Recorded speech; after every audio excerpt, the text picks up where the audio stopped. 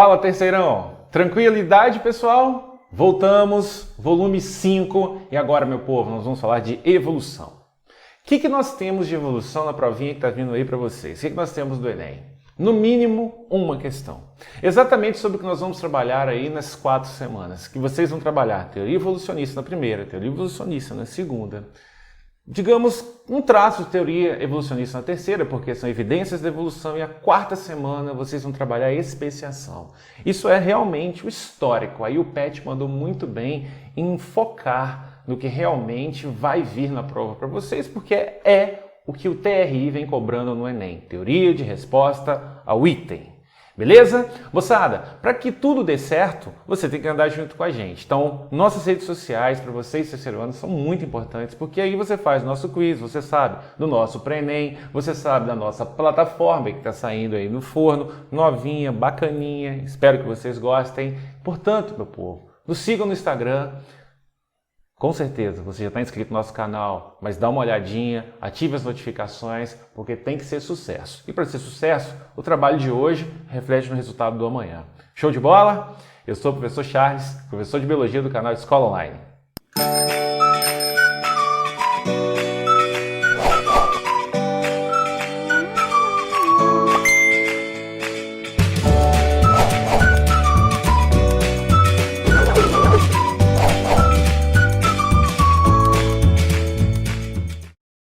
Nós vamos falar sobre teorias evolucionistas, então primeiro vamos lá. O que significa evolução? O que essas teorias falam? Para você é muito óbvio, mas eu vou te pedir um pouco de empatia. Pense com a cabeça de indivíduos de outro tempo. Para esses caras, as espécies não mudavam. É uma das ideias do fixismo. As espécies são imutáveis. Quando começam a imaginar que as espécies mudam, aí os caras não falam evolução. Eles falam transmutacionismo. O avô de Darwin, por exemplo, era um transmutacionista. Falei Darwin? Darwin é o cara da evolução nos dias de hoje, né? Quando a gente fala da seleção natural. Mas um dos primeiros caras a colocar, digamos, seu nome em xeque, tá aí, ó, do lado esquerdo de Darwin. Lamarck. Jean-Baptiste de Monnet, cavaleiro da região de Lamarck, cavaleiro de Lamarck. Esse cara é um transmutacionista, ou seja, ele fala que as espécies mudam, mas ele tem uma ideia. Darwin é o cara que tem outra ideia, não concorda com Lamarck, embora Darwin tinha, sim, uma grande influência de Lamarck. E, pessoal, temos que fazer aqui uma ressalva. Esses não são os 2 únicos evolucionistas. Existem vários evolucionistas, vários. Próxima aula eu mostro a vocês 2 livros que eu tenho, um inclusive estou terminando de ler sobre isso. Tem vários caras que ao longo da história mostraram a importância e como era a evolução. Mas esses são os 2 caras que marcam seu nome. Darwin, por exemplo, digamos que ele trabalha junto com um cara chamado Alfred Russel Wallace, que muitas vezes na educação básica nós nem falamos, mas existem vários evolucionistas ou transmutacionistas inicialmente. Hoje nós vamos falar de Lamarck. E é muito fácil falar de Lamarck. Eu te peço para tomar cuidado para não ser lamarquista, porque os enunciados de Lamarck, a grosso modo, eu diria que eles estão errados. Existe até uma possibilidade de ter, sim, alguns traços corretos, mas hoje a gente fala que a evolução de Lamarck, a evolução marquista, não é a correta. Então, olha só. Teoria proposta e criada no século XIX pelo biólogo francês Jean-Baptiste Lamarck para explicar a evolução das espécies. Então, ele é evolucionista. A teoria é o lamarquismo, que está lá em cima no nosso título. Show? O lamarquismo baseia-se em 2 leis escritas por Lamarck no livro, como é que fala estranho aí em francês, hein? Para mim, filosofia zoológica tá bom. Filosofia, zoologia, sei lá. Esse cara escreve para nós ideias de como as espécies mudariam com o tempo. Para ele, ou nos enunciados, nas leis dele, está muito explícito isso aí, ó. Se um indivíduo muda, ele muda devido à sua necessidade. Ele muda devido à sua necessidade. E ele expõe essas 2 leis. Lei do uso e desuso e lei da transmissão dos caracteres adquiridos. Eu não vou ler, isso aí é para você ter uma teoria. Eu vou te explicar porque é muito simples. Só olha aqui, ó, olho no olho. Se você usa uma estrutura, um órgão, essa estrutura, esse órgão, ele vai melhorar, hipertrofiar, se tornar mais hábil, se tornar melhor. Essa é a ideia do uso. Pensa agora o desuso, ou seja, não uso, piora, atrofia, fica menor, tudo de ruim. Ou seja, o desenvolvimento da estrutura do órgão se dá porque você usa. Você usa por quê? Porque você precisa. Portanto, a sua necessidade é o combustível da sua evolução, a evolução da sua espécie. E esse ganho de estruturas morfológicas, essas mudanças, vão ser passadas para os seus filhotes. É isso que Lamarck diz. Aí você fala assim, nossa, que coisa mais absurda. Deixa eu te contar uma coisa aqui, olho no olho, um minutinho só. O dente ciso vai desaparecer da espécie humana? O último dente molar vai desaparecer? Eu coloquei isso no quiz de biologia. Os pelos vão desaparecer realmente? Sabe aquela estrutura chamada apêndice vermiforme, apêndice na forma de verme, está na junção ilioceco-cólica, onde termina o intestino delgado e começa o intestino grosso. Tem cerca de 5 centímetros e um fundo cego. O apêndice vermiforme, quando nós o retiramos, a gente faz uma cirurgia de apendicite. Videolaparoscopia, para alguns, como eu fiz. Moçada, pelos, o último dente molar chamado dente ciso, apêndice vermiforme, muitas vezes nós falamos que vão desaparecer. Quem acredita nisso é lamarquista. Quem acredita nisso é lamarquista, ou seja, você aceita frases lamarquistas? Sim. Eles não vão desaparecer. Não vão desaparecer por quê? Porque para que eles desaparecessem, as pessoas que os têm deveriam estar morrendo antes de reproduzir. Não entendi, Charles? Eu vou te explicar na aula de Darwin. Beleza? Eu vou te explicar na aula de Darwin de novo isso aí. E não pode deixar de fora a teoria das girafas. O pescoço da girafa se alonga devido ao fato dela necessitar esticá-lo para alcançar folhas cada vez em locais mais altos. Porque nessa savana, em determinadas épocas do ano, a seca é tão grande que as folhas secam. Ou mesmo nem tem folha. Então, quem alcançar as folhas em locais mais altos, sobressai. Então, o pescoço se estica devido ao uso. Isso é Lamarck.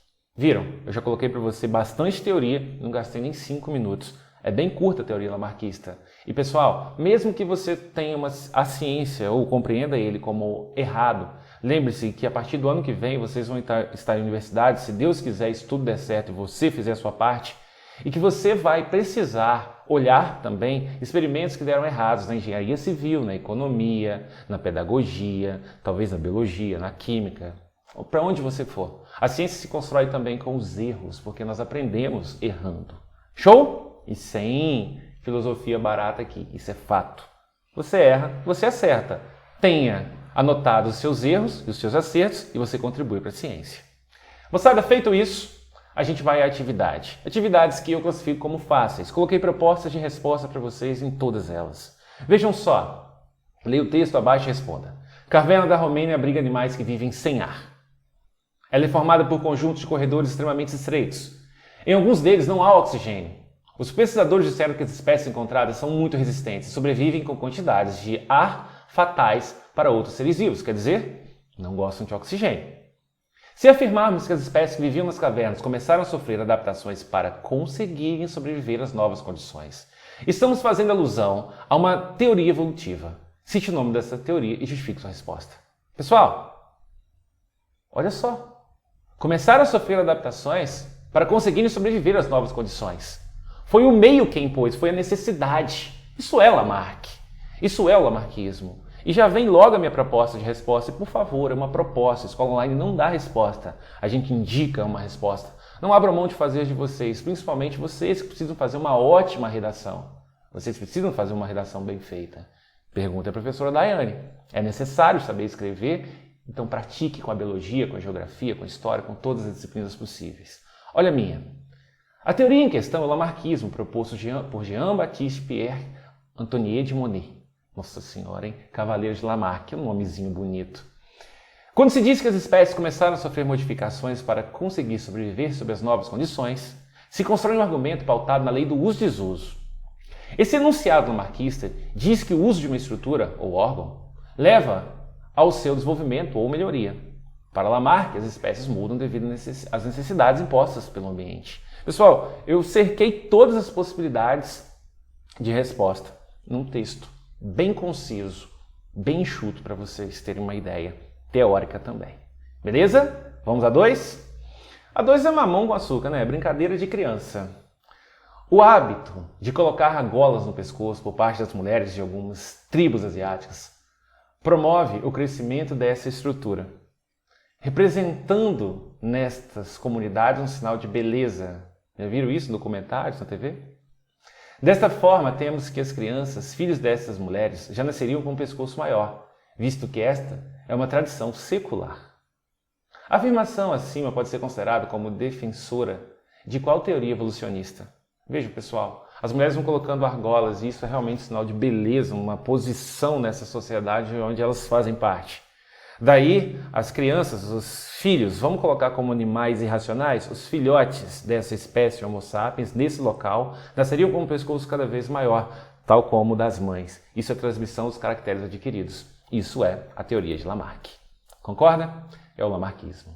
E a última, pessoal, longa, mas eu acho fácil. A evolução biológica é tema amplamente debatido e as teorias evolucionistas mais conhecidas são de Lamarck e Darwin. A que remete a tira do Calvin abaixo. Travou aqui. Aí vem o inglês aí para nós, mas vem uma tradução da Unicamp lá embaixo, ó. Aliás, é uma questão da Unicamp adaptada. Diz, quadro 1. Uma das criaturas mais peculiares da natureza, a girafa, está singularmente adaptada ao seu ambiente. Essa é a tradução do que está escrito no primeiro quadro. Quadro 2. Sua tremenda altura lhe permite mastigar os suculentos petiscos mais difíceis de alcançar. Quadro 3. Biscoitos. E o Calvin está aí na perna de pau. Como a altura da girafa, lembrada pela tira do Calvin, foi utilizada para explicar a teoria de Lamarck. Pessoal, Lamarck falou sobre as girafas. A altura, principalmente o comprimento do pescoço. Olha aí, galera. Vou logo na proposta de resposta porque eu já falei anteriormente. É a questão de usar, tentar alcançar. Então, olha, Lamarck afirmava que, como a girafa vive em um ambiente seco, com pouca vegetação, ela foi obrigada a comer brotos das árvores. Mas como estes brotos se esgotavam devido à competição com os outros herbívoros, ela tinha que esticar o pescoço para alcançar os brotos mais altos. Assim, então, de tanto esticar o pescoço, ele se alongou e as pernas posteriores ficaram mais longas que as inferiores. As pernas dianteiras. E se você não quiser colocar broto, quiser colocar folhas verdes, fique à vontade. É mais ou menos isso que ele diz mesmo. Só coloquei ali especificamente o que foi dito realmente no livro. Bacana? No enunciado dele.